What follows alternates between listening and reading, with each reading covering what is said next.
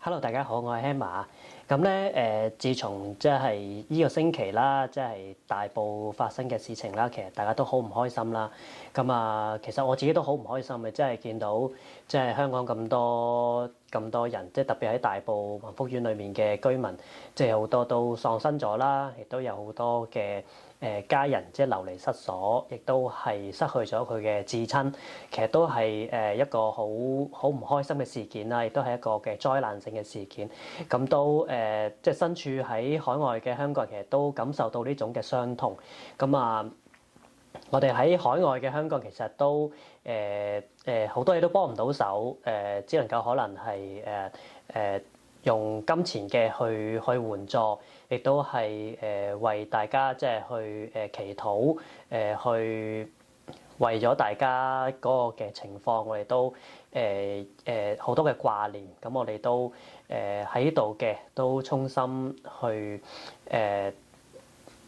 祈願啦，即係去為你哋祈禱啦，可以喺呢個嘅咁哀痛嘅時候，都係當中都係有安慰俾你哋啦。咁啊之後嘅事情嚟嘅，我哋都唔知會發生成咩情況嘅。咁但係我哋都好繼續有盼望啦。縱然即係大家都明白，即係而家嘅時候都係想講嘅講唔到，批評又話你有問題咁樣。咁啊都期盼即係我所信嘅信仰，我所信嘅上帝能夠為大家即係為即係受災受害嘅人，即係伸冤去得到公義，即係嗰啲壞人嗰啲嘅惡人能夠得到上帝嗰個嘅懲罰懲治。我哋成日都講上帝係慈愛嘅，但係亦都係公義嘅。我都深信即係我所信嘅上帝亦都係公義嘅，唔單止係慈愛，唔係即係話你做錯事你講句 sorry 原諒你咁啊算數，所有嘢都係有後果嘅，所有嘢你都係要承擔你所犯錯嘅後果。我相信上帝係會懲治惡人嘅。希望大家即係呢個即係上帝俾你嘅盼望同安慰，可以安慰到大家。咁啊，我都即係講下我自己嘅近況啦。咁啊，大家都好明白，即係喺呢個星期之前啦嚇，即係未發生即係大災難之前啦。咁我哋都即係成日都講下，即係 BNO 即係加大咗個嘅入門嘅門檻，特別咧，即係大家嘅好多嘅香港人都好擔心嗰個嘅英文考試啦，即係B1轉 B2啊嘛，係咪先？我相信即係好多人都有講呢個嘅課題，咁我就唔詳細再講啦。咁只不過我想講下即係我自己一啲嘅感受啦咁樣。咁啊，對於我嚟講咧，即係英文考試簡直就係一個災難嚟嘅。對我嚟講係，因為咧我由細到大咧，我英文考親咩試我都唔合格嘅。特別如果你講翻即係以前嘅制度就係即係考會考啊嘛，係咪？咁咧我考會考咧，其實理論上我係考咗4次嘅英文會考試。咁咧我記得最後一次咧，我係參加 Syllabus A 嘅，因為我知 Syllabus B 係難，即係所謂正常嘅 level 咧，我係去唔到。咁所以咧我就去參加一個比較低少少嘅 level，就係Syllabus A。咁咧通常 Syllabus A 係咩嚟嘅咧？點解會有人考呢樣嘢咧？當年咧，其實有好多嘅叫中文中學啊，即係用中文任教嘅中學。咁咧佢哋嗰個考試係去 Syllabus A 嘅。咁咧平時喺嗰啲英文中學咧就係 Syllabus B 嘅。希望我冇理解錯嚇。咁咧我就知道，喂，我真係搞唔掂喎英文，所以咧我就嘗試考 Syllabus A。但係咧我連 Syllabus A 我都唔合格。咁所以咧，我係完全對英文係冇信心嘅咁樣。咁認識我嘅朋友仔啦，其實都知道我英文係真係渣到不得了嘅，真係。我係講一句英文咧，我係講唔到一句英文嘅，我係啲單字咁樣彈出嚟咧，咁咧自己喺度重組句子，但係其實錯晒嘅都係冇 grammar，連嗰啲總之錯嗰啲就係。咁咧，咁我就好膽粗粗，咁我就即係嚟到英國啦咁樣。咁你都知英國英文嘅啦，係咪先？咁但係當你有決心你要走嘅時候，你咩你都要做啦，係咪？咁咧，所以咧，我上3個星期咧，我就去考咗個 B1 啦，咁樣。咁咧，其實個 B1 對我嚟講都有少少壓力嘅。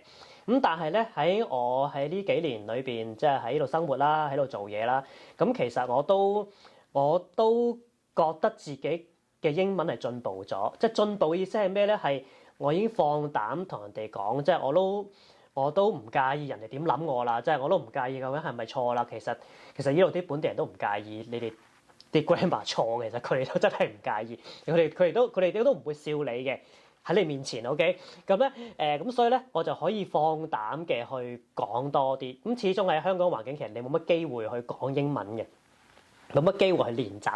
咁所以咧喺呢度咧，你差唔多每一日都要練習英文嘅時候咧，咁其實你嘅進步空間就會大好多，同埋你呢個信心又會大好多。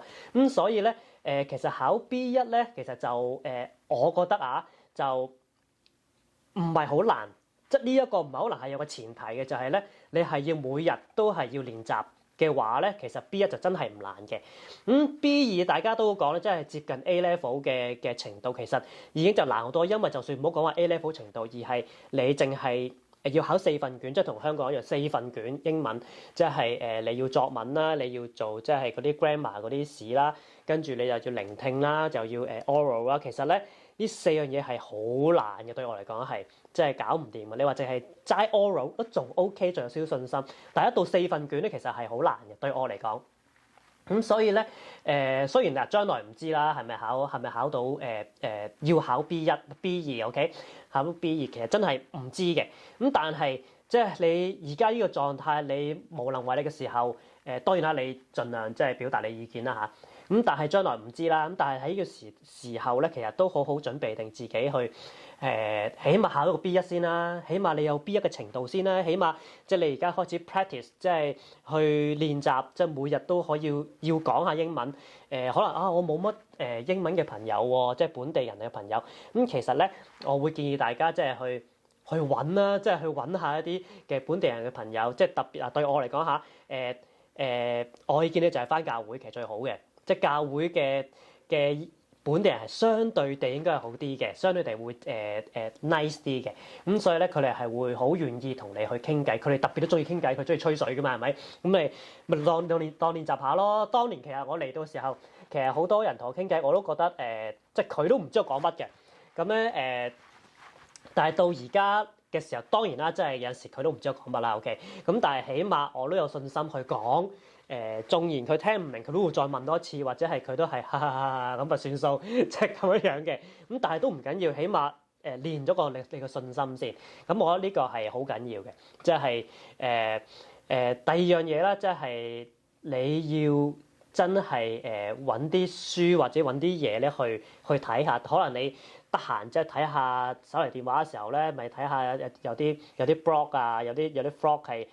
有啲本地人教你講英文噶嘛，即係嗰啲短句啊，或者一啲重要嘅一啲嘅字啊，其實係可以記落嚟嘅。咁嗰啲係好有幫助嘅，即係對你哋即係對自己嘅生活其實好有幫助。如果對我哋即係嚟緊可能你考 B1 又好 B2 又好，其實都係一個起碼基本嘅門檻去讓你自己進步。OK 啦，講咁多。其實我絕對唔係專家，絕對唔係乜嘢，即係唔係話喺度晒命，而係我係覺得既然即係我哋就嚟得呢度生活嘅時候，其實我哋就要融入呢個地方啊嘛，係咪？咁我哋就要努力去進步啦。始終要融入人哋嘅社會嘅時候咧，我哋都要加把勁嘅。咁我都鼓勵大家去揾下啲朋友，揾下啲本地朋友，就算你自唔自己一個揾，咪揾埋一班 friend 一齊去一個地方，或者去一個join 啲 club， join 一啲嘅可能運動嘅團體，去教會，即係你揾一班人去同你一齊做一樣嘢咧，係會好好多嘅，你會動力會大啲嘅。咁我都鼓勵大家即係努力地去做啦。咁咧我考完 B1 之後咧，就好幸運地我就 pass 咗啦。OK，咁過程中就好多人都講個過程啦，我唔講個過程啦。總之就係好平安地度過，咁就完成咗啦。就即係雖然你要俾錢啦，係咪先？咁但係如果用錢買得到，亦都係能夠付出少少嘅努力，咁換得到翻嚟嘅話咧，咁我覺得都應該係要做嘅，係咪先？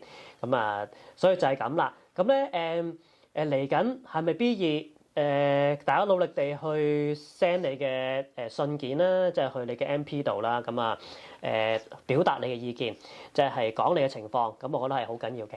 咁啊就係咁啦，咁啊所以咧今日咧就同大家講下呢一樣嘢先啦。咁啊遲啲我仲同大家講下，即係我而家呢度生活係點啦。咁啊希望可以再出多啲片，咁同大家去分享下我嘅生活。OK，好啦，今日就係咁先，拜拜。喂，小喬唔好打我。講拜拜啦嗰邊啊，拜拜，拜拜。